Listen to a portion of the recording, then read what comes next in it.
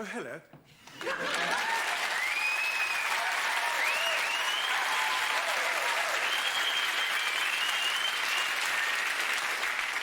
I must...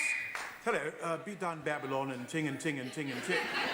I must apologize unreservedly for the reduced circumstances that I'm in at the moment. It seems the most awful faux pas has been committed by the minions who run this place. And I have been incarcerated in error, some mistaken identity with a client of mine. I can't quite understand how that could have happened because he's 5'4", white, and a skinhead with kill tattooed on his face. The matter is being dealt with the utmost urgency. I've been assured that I'll be allowed a phone call very, very soon. The chap is watching football at the moment. And he's assured me that I'll get a phone call as soon as Jamaica win the World Cup. I didn't actually realise that they were playing, but still, you know. I could actually get rather vexed about this episode, but I didn't want to beef about things the whole time, you know. But the one thing about being in this circumstance is that one has had the opportunity to meet many brethren, you know. In fact, a whole heap of brethren. Because, in fact, there are only brethren in here. Which is really rather surprising, as most of them don't seem to have been convicted of anything. They just seem to be here on remand, you know. So now it has been suggested that their darker hue might be of relevance, but I didn't want to accept that idea because to do that would be to impugn the whole system, which I think would be a rather grave step to take. However, I have met one or two of my former clients in here.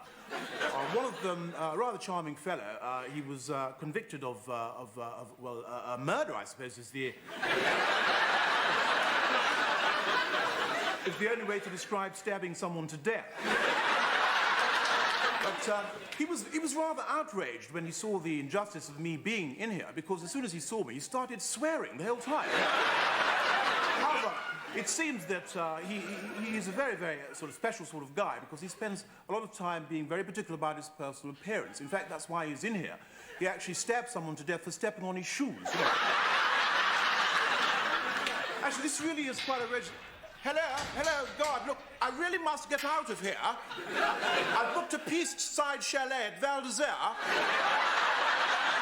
And unless I'm able to take it up, it'll be the most utmost catastrophe. I really must get out of here. Can you hear me? I can only assume that the guard hasn't appreciated the full gravity of the situation. And when he does, I will be released forthwith. I couldn't possibly leave for skiing later in the year because the snow's so powdery, it'd be absolutely appalling. You see, I'm going on a skiing trip with Camilla's parents at Val d'Isere. Yes. And, we get along famously now, you know, because I think they've come to terms with the fact that I'm not a Church of England.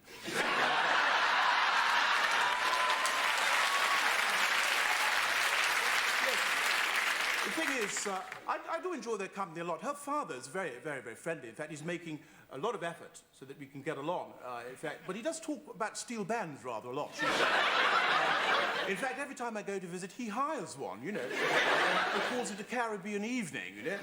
But in fact, I do enjoy going down there, you know, the point-to-point, you know, horse riding. Because I think it's so marvellous, you know, this whole idea of man and beast against the elements, you know. In fact, I think that's just the thing that a lot of the young youths could actually take up, you know? I mean, instead of Nigel Atkinson Soames, why can't it be Delroy Joseph, you know? I think somehow it'd be rather marvellous to hear at equestrian events chants such as, "Go on, Del, are you dat?" "Booyah-car, booyah-car." I'll tell you something, I actually have made this point on one occasion to some youths, or bad boys, I suppose you could call them. A little while ago, I was driving home from a late dinner engagement, and these bad boys were all milling around outside some nightclub, engaged in some sort of physical altercation, you know.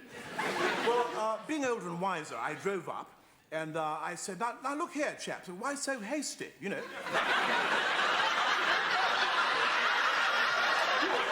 You're simply experiencing urban stress. Have you thought about taking up horse riding? This precipitated the most incredible volley of missiles I've ever seen.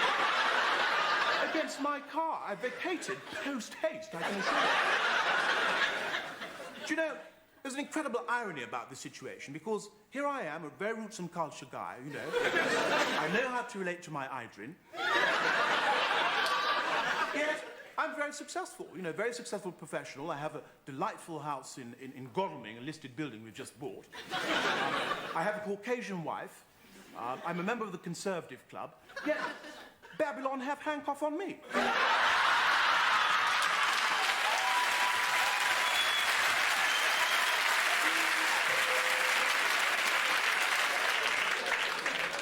For what? Me no know.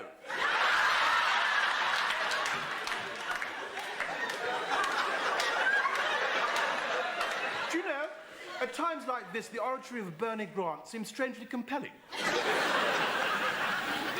Thank you so much.